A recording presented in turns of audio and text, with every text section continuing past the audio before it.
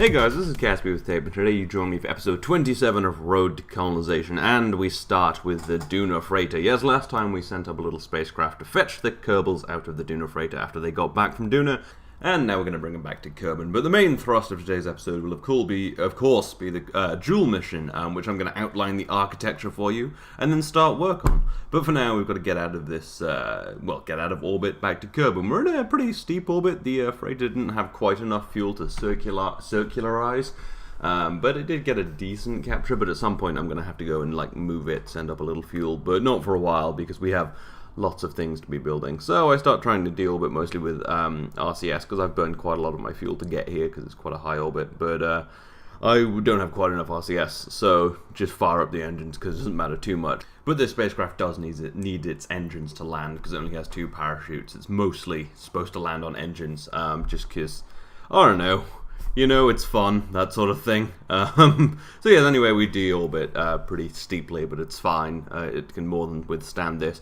It is a little dangerous though, because that hitchhiker storage container with the 4 Kerbals in it is actually not particularly heat-proof. If it flips sideways too much, it'll explode, and more than half the crew will die, which wouldn't be fantastic.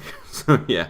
We haven't really picked a landing site well. We won't get a ton of money back for this, but I just sort of deorbited wherever, because I didn't have the fuel to circularize and pick a landing site. So yeah, I think we only get 40% of the money back for this. But again, it doesn't matter too much. We've got quite a lot of money. Not loads, because I do play this on hard mode, so the money you get from missions is much less. That's why I only have 4 or 5 million funds instead of loads.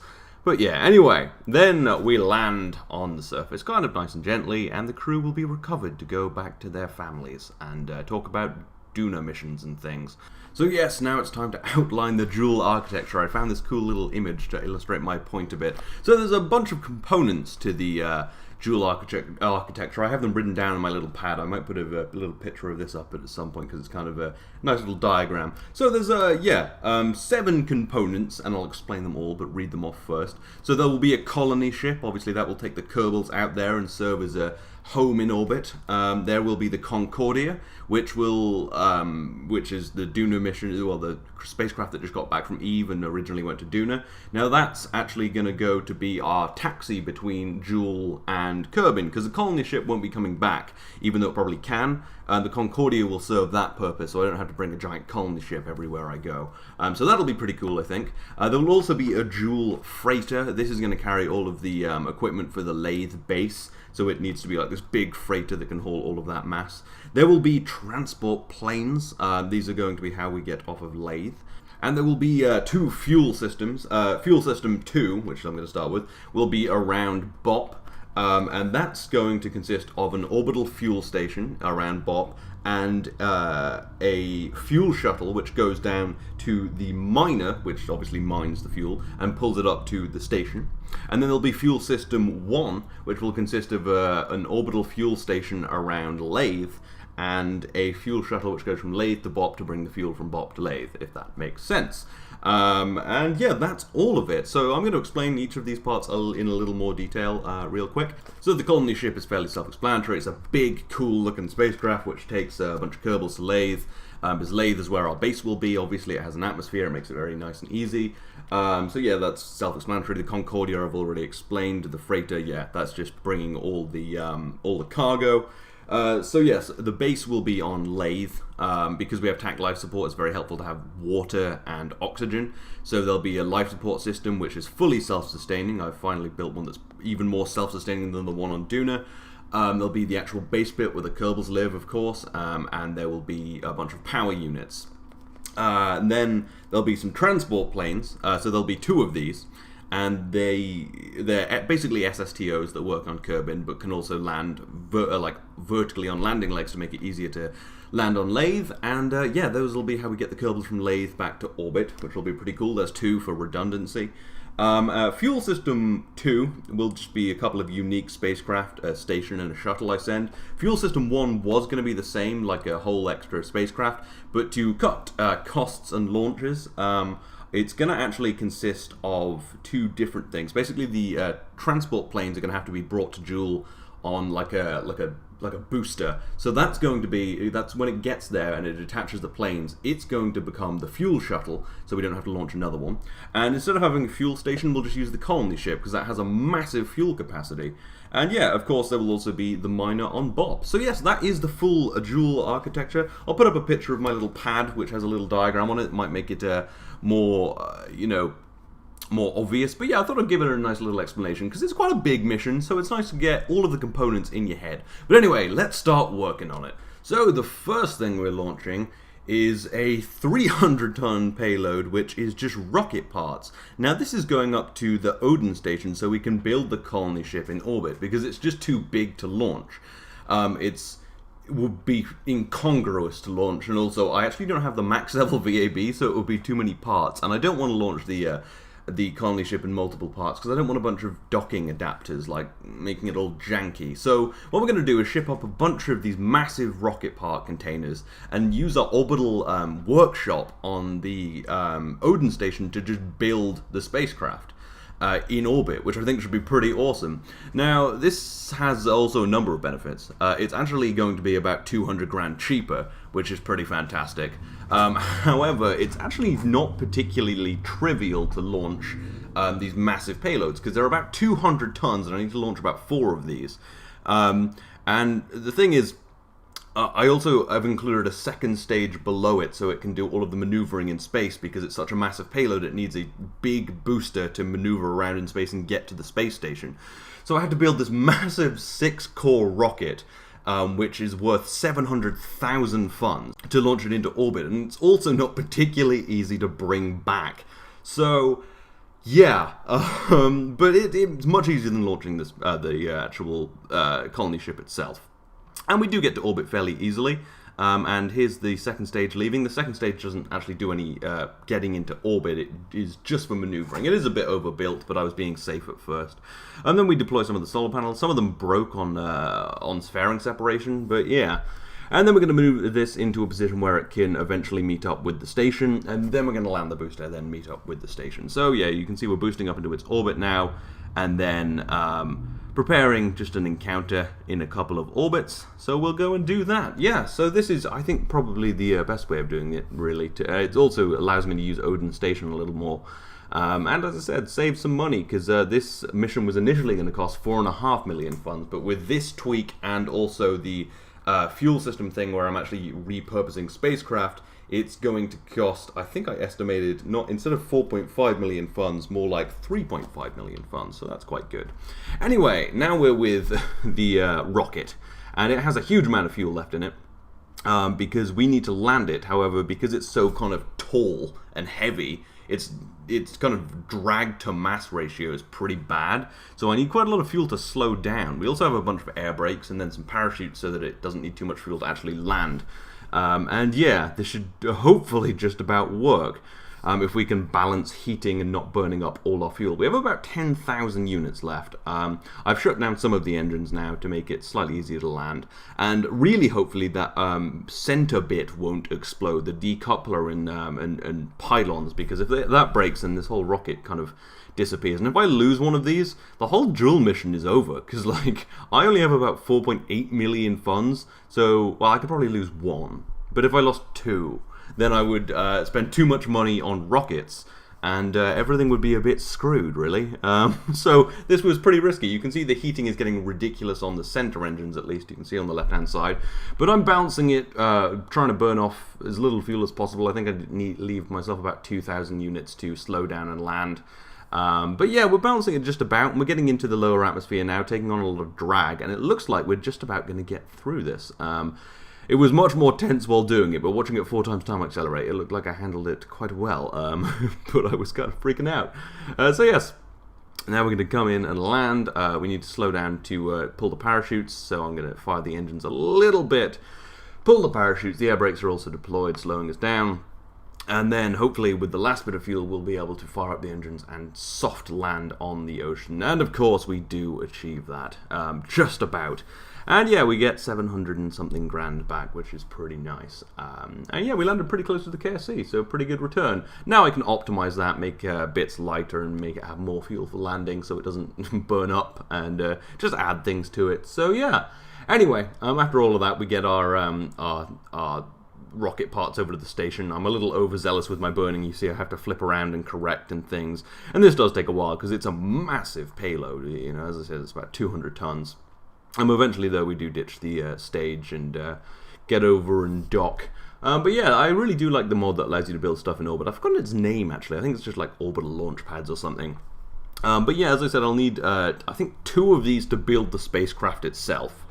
And then 2 more to make the fuel. And then I will have to resupply the spacecraft with life support and things. So it's going to be quite a serious job. But this will hopefully make it a little easier. So yes, now I'm going to go land the booster, and we do that. And we'll just skip through that because, you know, it's just a fairly standard booster landing. And we land in the ocean kind of close to the KSC, and all is good. But yes, now we need to bring back the Concordia. It's been heading towards Kerbal at quite the rate. And yeah, now we're going to go and bring it in, get it into orbit so it can serve as our Jool taxi. We're going to strip off any extra equipment, and yeah, it should just be able, and maybe add some more life support, and it should just be able to make Jool, and then it'll refuel there, and then maybe come back, because we're going to need a way to come back. A nice ferry, and the Concordia is spacious. It kind of has artificial gravity. It has those kind of extraneous kind of habitation pods. If you rotated it, there'd be artificial gravity in there. It'd be fine. So yeah. Anyway, yeah, we've just got to come back now. We should be able to get into an almost circular orbit as well. It did quite well around Eve. We did a nice Gilly mission. Did a bit of a Eve landing probe mission, which kind of went awry due to remote tech and things. But it was, you know, better than we'd done before, I guess. So yeah. Now we're slowing down, of course, getting into orbit. The crew, veterans, this spacecraft is a veteran spacecraft, actually. Of course, it was the first Juno mission when we set up the base, and then the freighter just kind of went back and did a bunch of other stuff. But yeah, this is truly the oldest spacecraft. Now it'll be going on a 3rd mission, which I really like. I never expected to get so much use out of this. I mean, it will now serve as just the forever taxi between Jool and Kerbal, which should be, yeah, pretty good. But yes, it is indeed almost in orbit now. The crew looking rather happy to be home. They'll be able to regale people with their stories of Eve, the purple terribleness and all of that. But for them to do that, we'll need to go and fetch them. So we're launching an Ares 5 vehicle to go and bring them down from orbit, get them back to Kerbal, back to gravity, because they haven't, other than Jeb, who landed on Gilly, which barely counts as gravity, they haven't experienced gravity in a while. Although I guess again, if they spin up the spacecraft, it would work. But yeah, they want to, you know, come back to Kerbal, see the green fields, see all the Kermans, see all the wars. But mostly just regale people with stories of Eve and Gilly and the, yeah, all that kind of stuff. Yeah, this is of course just the standard spacecraft on the nice cheap SSTO rocket, because it's using, well, it's not using those vector engines. That's the real problem with most of my rockets, is they use the vector engines. And while they're great and have a fantastic thrust-to-weight ratio and are small and, you know, all of that, they're so expensive. They make my rockets so expensive. If I lose a rocket, it's really a blow to the space program. I guess that's something SpaceX and things will have to take into account one day. You know, how likely they are to reuse a rocket. Because, you know, if like every 10th launch they explode, then they're going to need to kind of, you know, factor that into their pricing structure. That'll be quite interesting, I guess, to see how they deal with that. See how many flights a Falcon 9 can really do. Yeah, I guess some. I mean, one's done 2 so far. I think Musk said maybe 100. Anyway, I'm doing my deorbit burn here kind of jankily. I keep overburning and underburning because I left all of the engines on. But yeah, we re-enter fine, land near the KSC. I have gotten quite good at pinpointing the KSC. However, this rocket did take some damage on re-entry. I had to decouple the fairings to increase the drag because the air brakes burned off annoyingly. But yeah, it does touch down and everything's fine. And then back in orbit, we're preparing our encounter with Concordia. Yeah, with Concordia. I forget things quickly, apparently. Although there's a lot of stuff going on in this episode. But yeah, so you can see in a couple of orbits' time we will indeed arrive. So we're just going to go and do our little burn. And I do really like this Ares 5 because its engines are just so... I don't have... The Ares 1 and these tiny little weak monopropellant engines, which just took ages to do any burn, and the Ares 3 or 4 or whatever was just a bit shit. But this is quite nice with its high thrust to weight ratio engines. It's a useful spacecraft, and it's nice to be able to take 7 Kerbals places. 3 isn't really enough. Maybe I should have gotten a mod for bigger pods, but hey, it's more fun to solve stuff in game. But yes, now we're just going to fetch the Kerbals. There's only 4 Kerbals on this mission, of course, because we didn't really need any more, so it's just operating on a bit of a skeleton crew because, well, there was no, like, planetary landing, just landing 1 Kerbal on Gilly. So yeah. Anyway, now, of course, just deorbit, go back. Fairly routine. I think Mick Kerman's at the helm, actually. He did the last Jool mission. He was the captain of the Juno freighter, the Canterbury. So yeah, I mean, I'm sure this is very boring to him now. Although maybe I shouldn't have used him, because now I have like the 3 most experienced pilots all in one spacecraft. Like, what if it burns up? Like, that could be a serious problem. I actually do need to get some more Kerbals, actually, for the Jool mission, because I only have about 20. It would be nice to have a few more. But anyway, yes, now we're going to go and land in the plains, and all will be good, just behind the KSC, and recover them. And now, time to launch another part of the Jool mission. This is the Jool freighter. This will be taking the base equipment out to Jool, and you can see kind of where the rocket is. That's where the payload will go, and it has those 2 extremities for smaller bits of payload.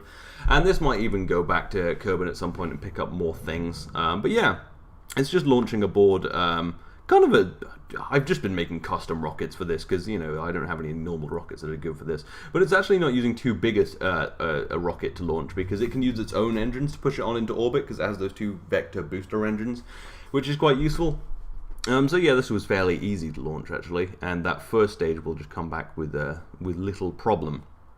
So we ditched that. For some reason, the decoupler ditches, but not the rocket, but they're still technically the same spacecraft. KSP's been glitching out on me quite a bit. Building that giant, rocket part lifter, it really messed up a few times. That took a few attempts until the game didn't just die when I tried to build it.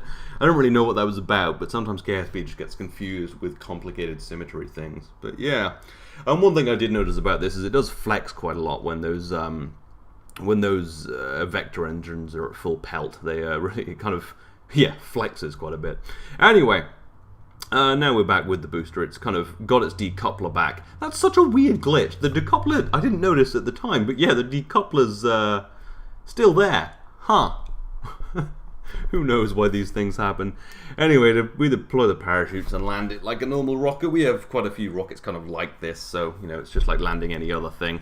And it kind of dies, but we do manage to recover the fuel tank. It exploded, but we did manage to recover the fuel tank and the engine, so we got most of our money back. And that was a bit quick. I didn't really leave enough time, but yeah. So all is good. We didn't lose too much. And then we just rotate our spacecraft so that the solar panels can, do their job. And then I try to rename the spacecraft, but I'm hitting W to turn the spacecraft, so it renames it Whir. But yeah, and I'm also labeling it a ship to make it easier to find. But that's in orbit and will be useful and actually kind of supplied next time. But now we have another mission to Odin Station. Yes, lots of launches. In the next episode or 2 will probably be a lot more launches. But yes, we need some Kerbals to build this spacecraft on the Odin Station. So I've loaded up all of my engineers, a scientist, and I think a couple of pilots, or maybe just one pilot. To head on up there and start working on this spacecraft. Bill Kerman will be the lead engineer, of course, since he is the most experienced and is wearing the orange clothes, which are a sign of superiority in Kerbal time, in the Kerbal world. Yeah, I don't know. Anyway, so we'll of course need Kerbals to build it, because I think the more Kerbals you have, the quicker you can build it. So yeah, of course, launching aboard another Ares 5 on top of a Pulsar X, my kind of workhorse launch vehicle for most payloads, because it does about 30 tons, which is pretty good, and because it's an SSTO, it's just so convenient. But yeah, all these reusable rockets kind of have led to that giant rocket from earlier working. Like, that's actually quite a difficult thing to do. But yeah, it just about worked and everything's good. And that's because I've been spending like 100 episodes or whatever, more like 60 episodes building reusable rockets. Anyway, so we get our Kerbals out of the spacecraft now that they've docked and put them in the workshop.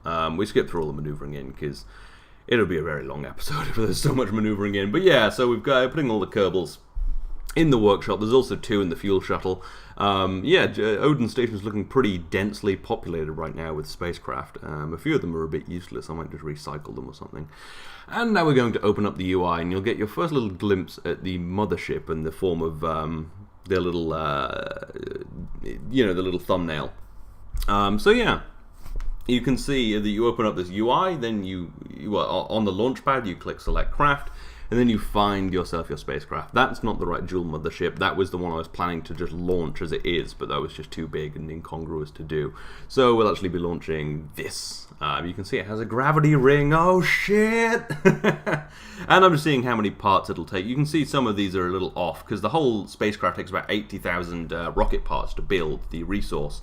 But electric charge, for some reason, also takes 80,000. So maybe let's not build electric charge. And it also doesn't know how to handle life support, so we're going to back that off as well. But I'm thinking we build the spacecraft, we fill it with fuel. That'll take about, like 100,000 rocket parts. So that's about 3 of these tanks of rocket parts. So yeah, that's doable. And then we'll just ship up life support, and obviously we don't need to make electric charge. It has solar panels. So yeah, that's totally doable. 3 of these is fine. So now we just hit build, and it'll start building. It says it'll take about 8 days, so we're going to have to ship up a few more of these tanks. Foolishly, I didn't put a big docking port on the back of this last one, so I'm going to have to move some stuff around, but yeah, it's cool. It'll take about 8 days, 80,000 rocket parts to build the actual spacecraft, and then, oh no, it's more like, because it's 80,000 to build the spacecraft, so 2 of these tanks, and then 60,000 for the fuel, so I guess I'll need 4 of these tanks, which is fine.